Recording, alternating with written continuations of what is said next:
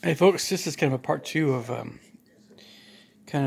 discussing some people I've known in my life, focusing kind of maybe on people who've been tougher to get along with on some level, or at least on some level. And so, yeah, there's a guy I knew that two of these guys, in fact, somewhat similar in a way. One went into the Marines and is a different guy now, somewhat than when he was, yeah. This guy was never, he was somewhat liked, you know. I mean, he wasn't especially disliked by a lot of folks that I grew up with, but he really valued how tough you were, being able to take some hard blows, hard punches and kicks, dishing it out as well. So yeah, martial arts. Well, I never asked about martial arts. Again, he mentioned the Marines. He was cut out for it. Uh, he always valued physical toughness and also emotional toughness. And he had a side to him, I suppose, that was somewhat bullyish or predatory, but had its limits, I suppose, at the same time. So, honestly, there are people I've known that have been far worse than him. Yes. So, what do you do when you get the guys that are more in a physical sense, especially physical sense, they're bullyish, but in other respects, they're actually okay? You know, because when you're younger and you're smaller and you're not as able, well, you're not as able to defend yourself, or at least verbally. You get to a very old age, and I consider it almost a unforgivable sin to attack someone who's elderly. It's just like, why? Unless, yeah, that's. But yeah, I mean, like, when you see a little squabble with kids, and they're actually like throwing punches, but they're younger than 13, you're not quite as worried. But once you see teenagers, like that have gone through puberty, and adults that are fighting, um, not elderly, but like, well, even with the elderly, it just depends on what condition they're in. But if you're seeing people really, really hit each other hard, I mean really hard, that's when you call the cops, but you also want to call the medic because it often just takes one or two blows and that's it.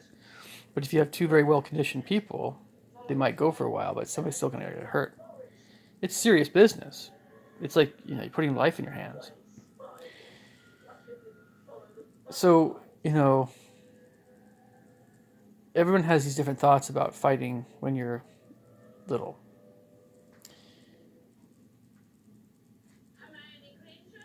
I I don't know. I think it just depends on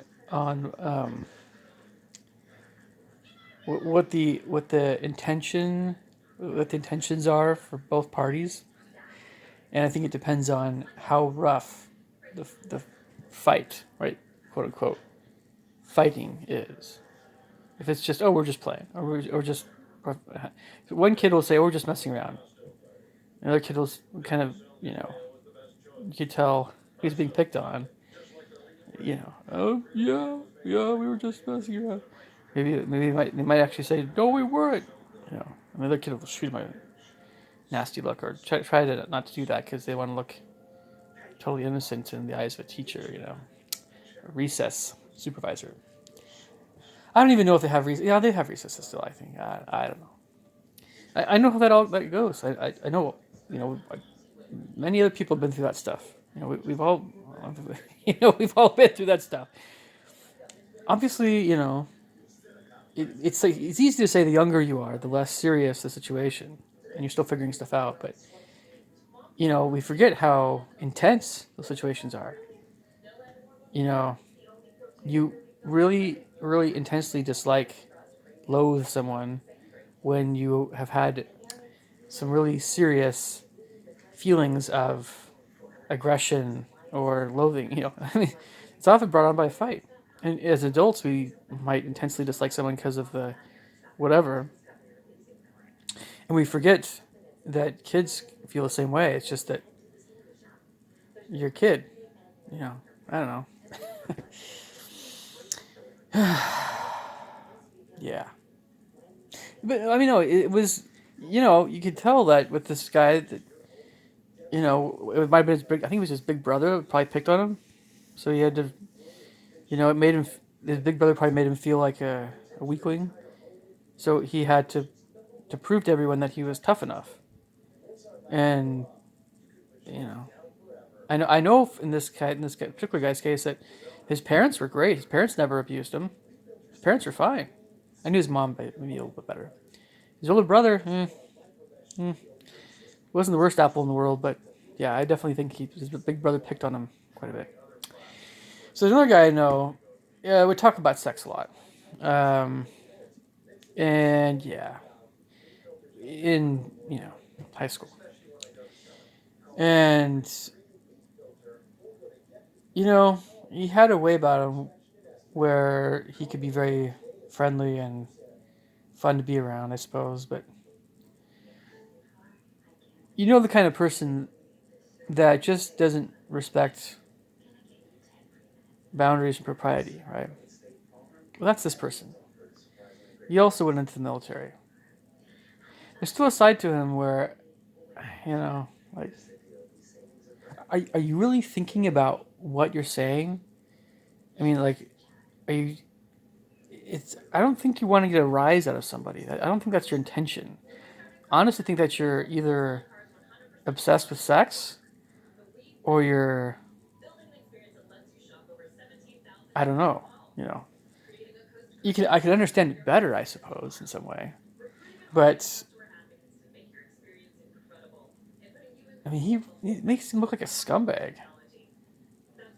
There are people I've known that just have a very difficult time controlling their thoughts, I suppose, when they're a teenager, which is a little different kind of deal. I mean, that's a lot, like a ton of us, in general.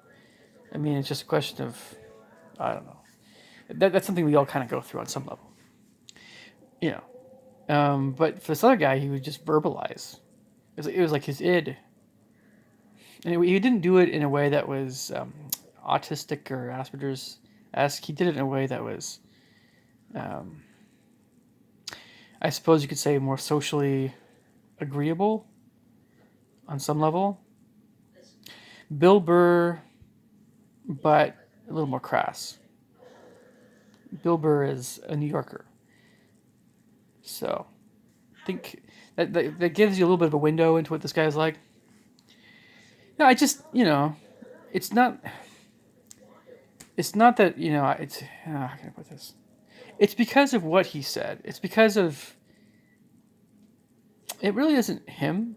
But when you talk about that stuff, you talk about it in such a way that you just have no sense of, again, shame, no sense of what the heck, man.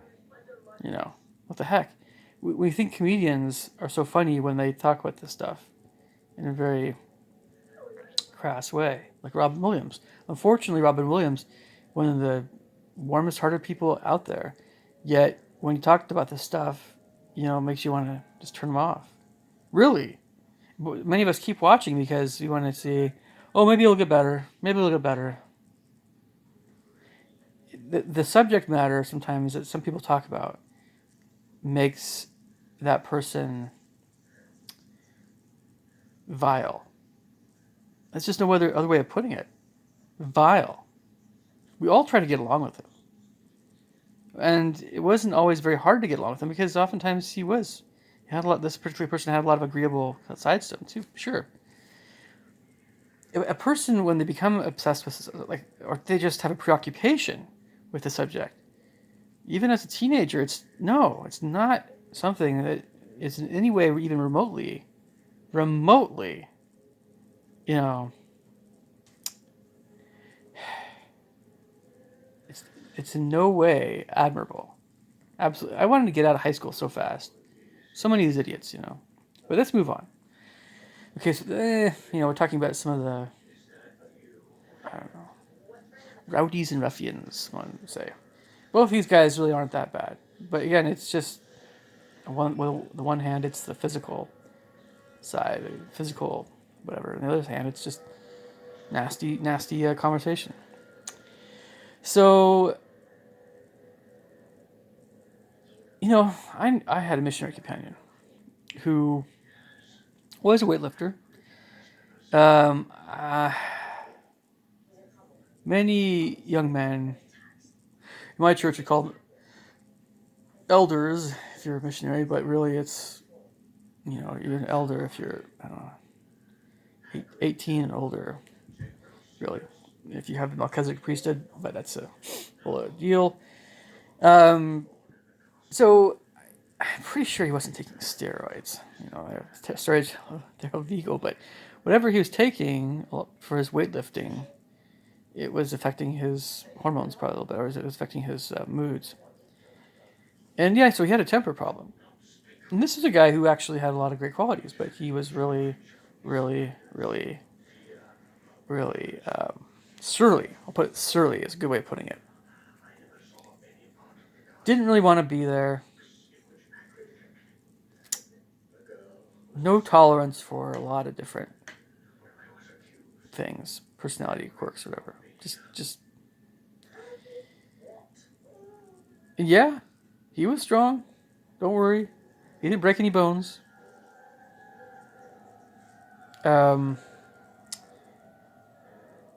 This is the kind of person I really don't want to have much to do with, though.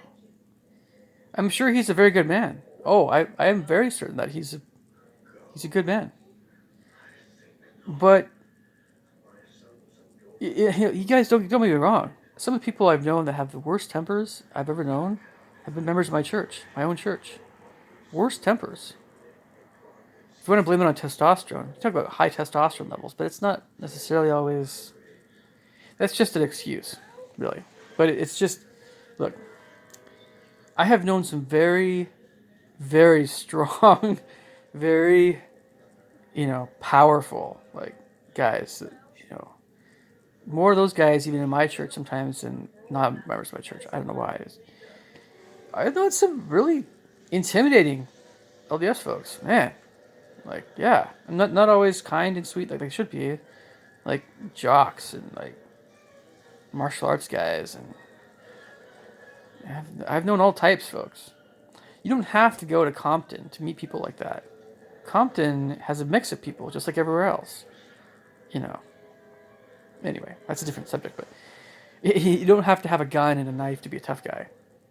You can be probably better prepared for for a fight, a real fight. Sure, but anyway. There was that video was it Jake Paul? I never followed that guy. It's fine. He's a fine guy. One of those guys. Yeah, he had some kind of tiff with like a black hip hop guy. Black hip hop guy talked a little bit tough, but he wasn't. And we all know that Jake Paul could have taken him out. Sure, physically, even Jake Paul was a much bigger guy. Okay, so I've known. Well, I mean,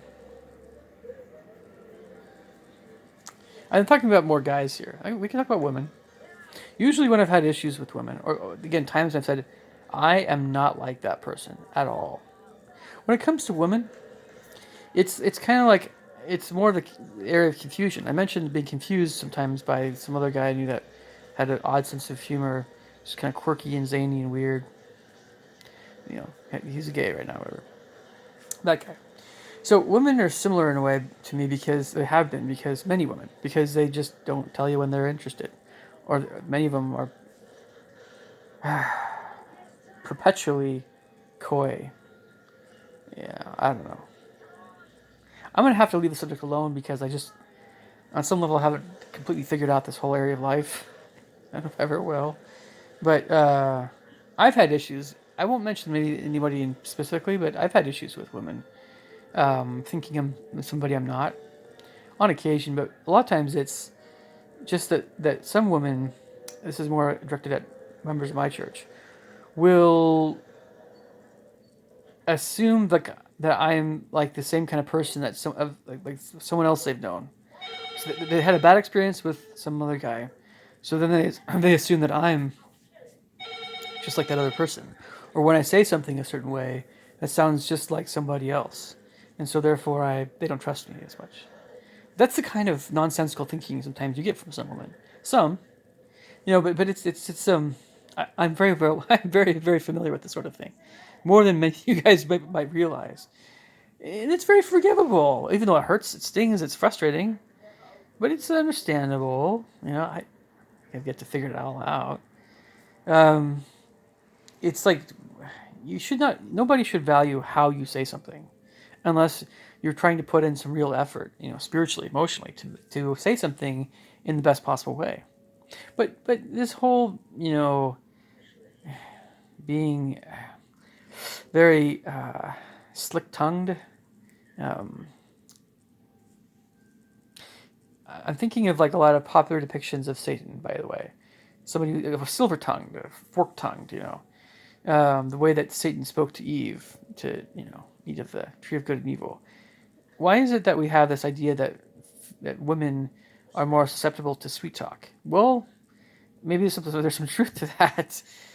Unfortunately, but it's a stereotype, and I hope I'm wrong, but life experience has taught me that there are many women that are very wowed by how you talk. This is not one of my fortes, even though there's other aspects to this, I suppose, that are, but yeah, it's pretty ridiculous overall. Of course, I've known Mormons that just haven't ever really lived outside of their LDS bubble. That I don't know. And I've known plenty of very crass women too. Just I've known smokers. I've known clean cut, straight arrow women that can often be very short sighted. I think for now I've done a pretty good job here. I sort of mentioned other folks, just because I don't mention people I've known. And there's hundreds of thousands of people. I mean, like lots of people I've known. But just because I'm not mentioning them, it doesn't mean that they're not. They're gone from my mind. They're there. Even if I'm brain dead and I die, I'm still going to exist as a spirit. I'm not going to. I remember. I remember every single person I've ever met in my entire life. I have. I don't know if I have a photographic memory, but I don't have photographic memory. But I remember my memory is very, very keen. I eat my blueberries, right? But a lot of it's just genetic. I just remember people very, very well. I don't always remember names, but I remember faces. I remember tones of voices. And so all this adds. What I'm trying to say is all this adds to a person. All this gives someone experience. It sucks though. No, but this is what differentiates somebody who's 5 from somebody who's 15, from somebody who's 25, from somebody who's 35, from somebody who's 45, and so on and so forth. But only if they have these kinds of experiences, and many others that are to stretch them. And some people you might think, oh, it's better not to know somebody, sort of kinds of people. Probably, maybe. But if you do know somebody who's very, very detestable, you can still gain strength from that experience just by what? How do you deal with that aspect of evil or adversity? And we're not saying that someone is evil. We're just saying that someone is very influenced by evil. Someone that has been immersed in evil, especially regarding some kind of abuse situation going on, especially from parents, but it also could be older siblings, right? How do you deal with that person who's been abused, who is then therefore being bullyish or abusive to other people because that's the only way they know how to be? They don't know a better way. Or it's not a question of knowing, it's a question of feeling, it's a question of being. Your whole being has been messed up from birth, yeah, that's abuse. How do you deal with that well? You gain character strength, depending on how you deal with those Strength of character, you gain that from just experiencing those kinds of experiences and coming out as you ought to be.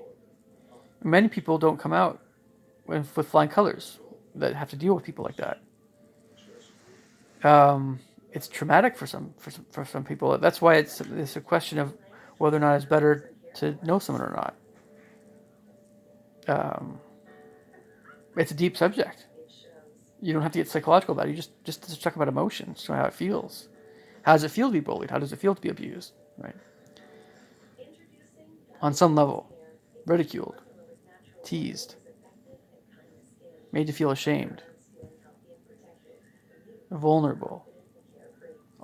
No one wants to go through that crap. But bullies, people who have been abused, as far as I can tell, vast majority of them were made to feel that way. Mercilessly. This is one of the main things that helps me understand how the whole thing gets started. There's a lot of different kinds of things that are wrong and sinful. But when it comes to being just messed up, if it's not something where someone has some kind of predisposition to be whatever psychologically, then, if they're really messed up and evil, they act in a very despicable manner. It often has to do with abuse. Abuse perpetuates evil.